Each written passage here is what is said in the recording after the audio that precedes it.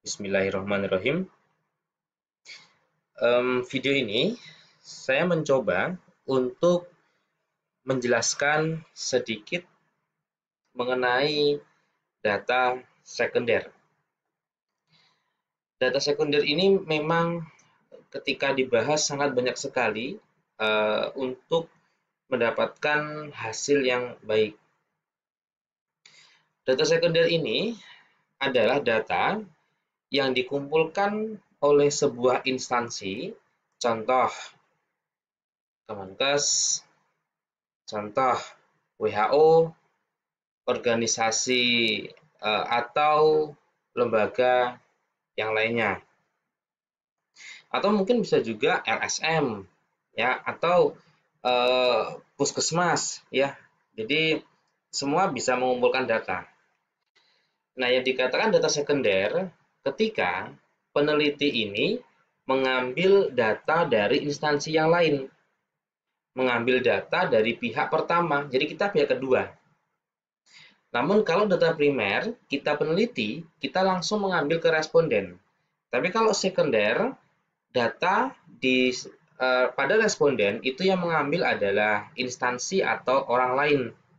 Ya, begitu. Data sekunder ini sebetulnya di Indonesia sangat banyak sekali ya, yang belum digunakan secara maksimal, yang belum digunakan analisis lanjut. Biasanya analisis ini yang digunakan hanya analisis sederhana saja. Adapun juga analisis lanjut mungkin hanya beberapa saja. Contoh misalnya ada data survei riset kesehatan dasar.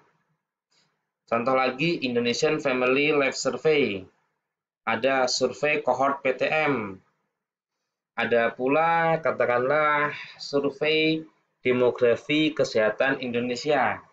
Banyak sebetulnya. Jadi survei-survei yang dilakukan di Indonesia ataupun di negara lain itu tersedia datanya. Nah, data sekunder ini begini, peneliti hanya sekedar menerima hasil input data SPSS ya atau Excel. Jadi kita tinggal menganalisis. Kita tidak perlu melakukan penelitian di lapangan. Misal ini Riskesdas, ini yang melakukan adalah Kementerian Kesehatan. Kalau Indonesian Family Life Survey, ini organisasi berasal dari luar negeri yang bekerja sama dengan organisasi atau lembaga di Indonesia melakukan survei juga. Survei cohort ini juga dari Kemenkes. Ya, banyak sebetulnya kalau Anda mau dan rajin untuk mencari. Dapat dari mana? Anda bisa membaca artikel-artikel publikasi internasional ataupun nasional yang kata kuncinya adalah data sekunder. Nanti Anda lihat di bagian metodologi. Di situ biasanya akan dijelaskan sumber data sekundernya. Gitu ya. Kelebihan data sekunder adalah respondennya berjumlah besar. Karena biasanya survei-survei ini memiliki penyokong dana.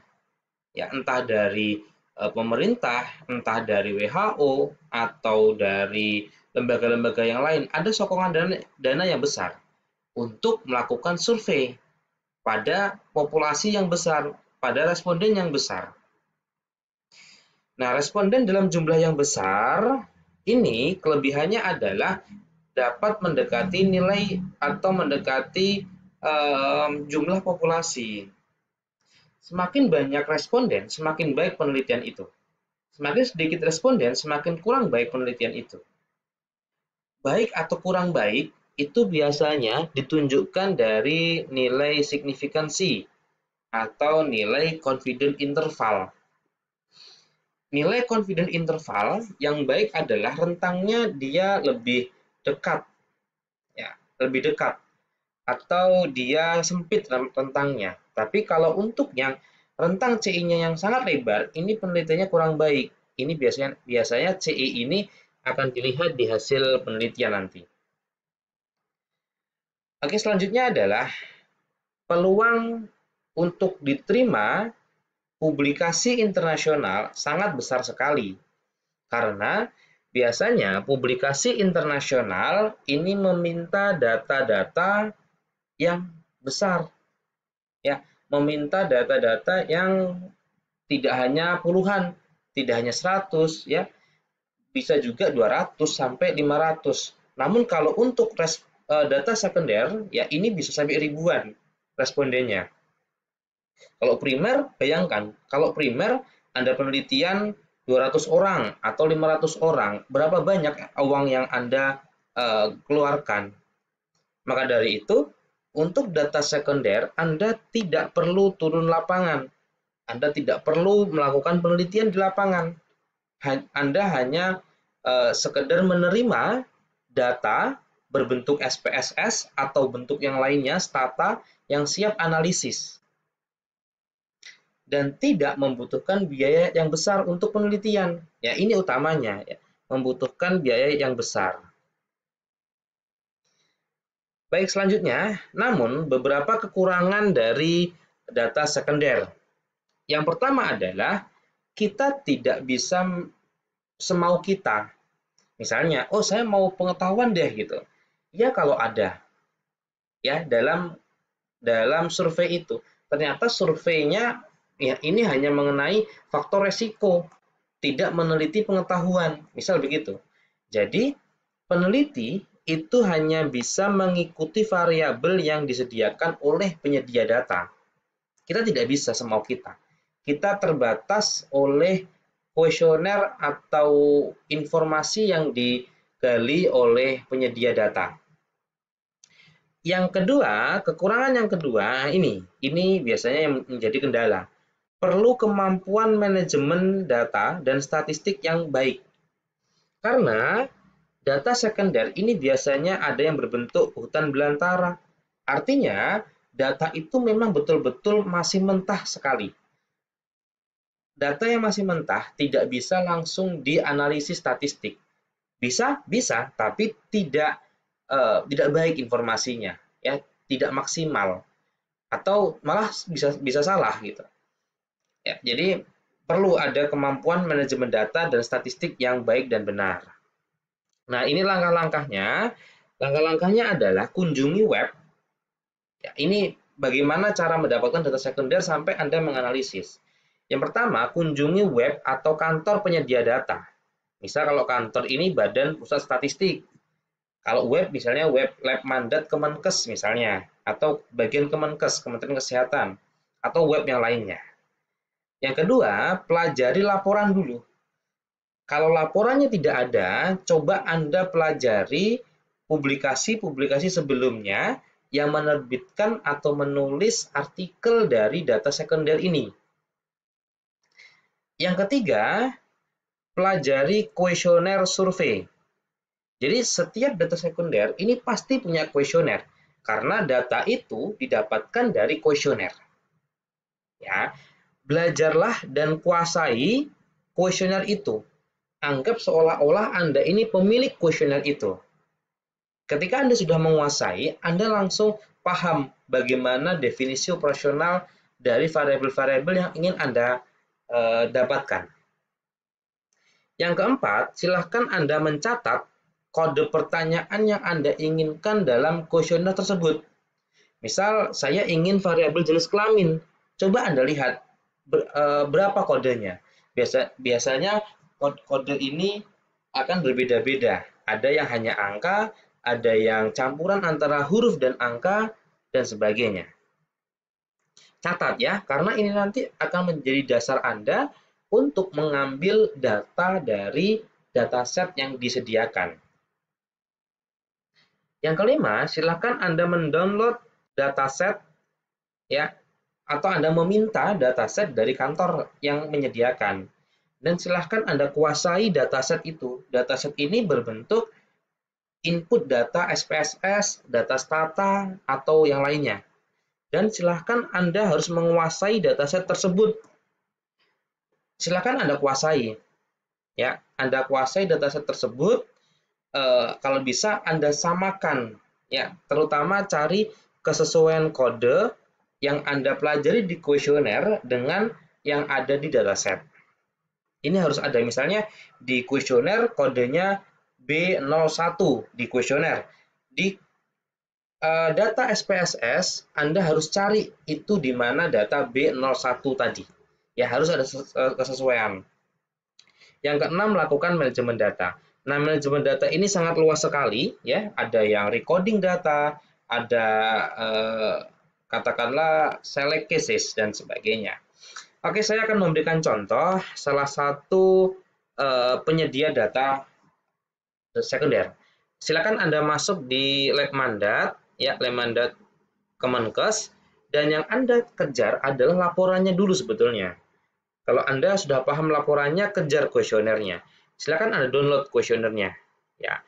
Setelah itu Anda pelajari kuesionernya, baru Anda meminta datanya. Ya. Untuk permintaan data, kalau untuk Kemenkes biasanya mengajukan dulu. Namun juga ada penyedia data itu open free. Contohnya IFLS. IFLS ini adalah Indonesian Family Life Survey, di mana dia itu meneliti mengenai ekonomi, mengenai ya apapun itu, kesehatan dan sebagainya. Nah, di sini silakan Anda cari, silakan Anda utak-atik di sini, download data dan sebagainya. Saya sudah memiliki data dari IFLS ini. Ini adalah kuesioner. Kuesioner yang sudah saya download dari IFLS. Saya pelajari dulu daftar isi. Nah, ini yang perlu diketahui. Setiap penyedia data ini biasanya masing-masing atau akan berbeda dalam menampilkan kuesionernya. Atau menampilkan datanya pun juga akan berbeda-beda. Maka dari itu tadi kuasai dulu. Contoh misal begini, IFLS ini menyediakan kuesionernya terpisah-pisah, buku per buku. Tapi kalau untuk Kemenkes, itu biasanya kuesionernya jadi satu. Ya, makanya Anda kuasai dulu. Nah, tidak semua kuesioner memiliki daftar isi. Ini kebetulan saja IFLS punya daftar isi.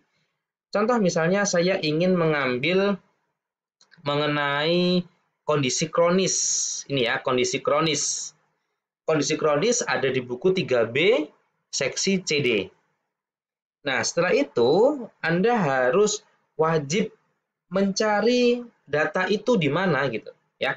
Data itu berada di ini data berbentuk stata yang bisa saya ubah ke SPSS. Ini data ini harus Anda buka. Ada di mana gitu. Nah, seperti ini apa artinya B1 dan sebagainya, ini biasanya nanti akan dijelaskan di kode book biasanya. Ya, Anda harus kuasai dulu. Oke, nah setelah itu saya punya data, ya, data yang sudah siap untuk dilakukan analisis. Misal begini.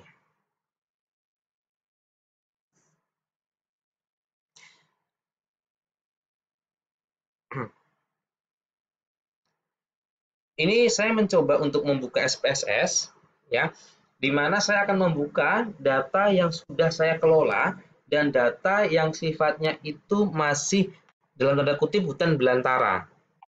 Nah, ini adalah data yang sudah saya pilih-pilih. Tapi kalau data yang masih sifatnya itu hutan belantara, itu seperti ini. Nah, ini data yang sifatnya belantara. Artinya Anda harus wajib untuk melakukan manajemen data, ya, untuk menggabungkan data demi data atau missing data, ya, ataupun mengolah data. Itu yang utama. Baik, mungkin itu pengantar terkait data sekunder.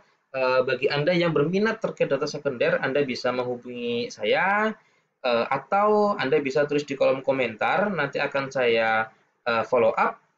Baik, mungkin sekian. Terima kasih. Jika Anda merasa video ini bermanfaat, silahkan Anda share video ini ke rekan-rekan Anda yang lainnya. Baik, sekian. Terima kasih.